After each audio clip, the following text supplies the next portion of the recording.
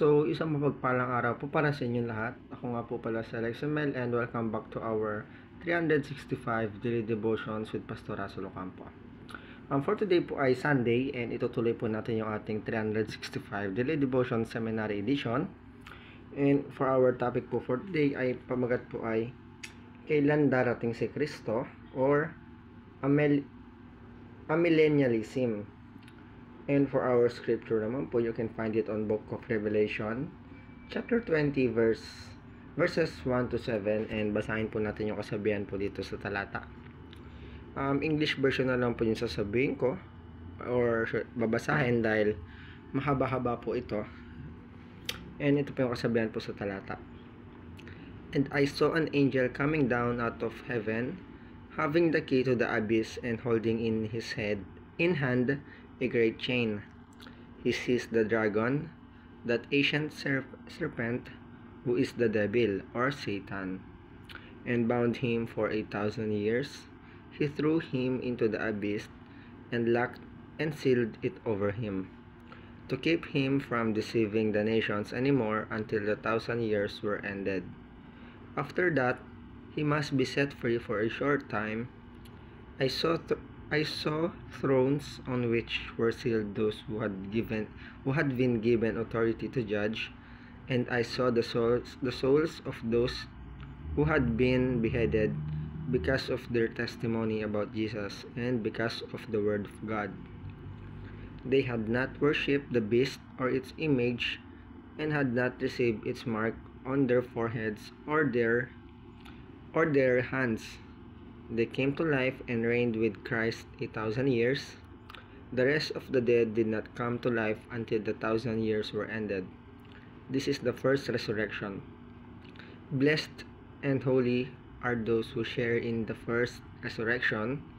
The second death has no power over them, but they will be praised of God and of Christ, and will reign with him for 1,000 years. When the 1,000 years are over, Satan will be released from his prison. And for our teaching po number 1, Jesus will come back again. Ang pagbabalik daw po ni Jesus ay tiyak at bahagi ng plano ng Diyos para po sa katuparan ng kanyang kaharian. Siya po ay muling darating upang hukumin ang mundo at magbigay po ng gantimpala sa mga tapat na mananampalataya. And for our second, the kingdom of God is a present reality. Ang kaharian daw po ng Diyos ay hindi lamang para sa hinaharap, kundi po isang actual po na katotohanan na nararanasan po na ngayon ng mga mananampalataya sa pamamagitan po ng pamamahala ni Kristo sa kanilang buhay. And for our last teaching, the kingdom of God is not a literal 1,000 years. Ibig sabihin po noon, ang kaharian daw po ng Diyos ay hindi po limitado sa isang tiyak na tagal ng panahon tulad po ng 1,000 years. Ito po ay isang spiritual na kaharian na sumasaklaw sa lahat po ng panahon at mga tao. And tayo naman po ay dadako po para sa ating mga applications. Number 1 po ay prepare your family for the coming of Jesus Christ.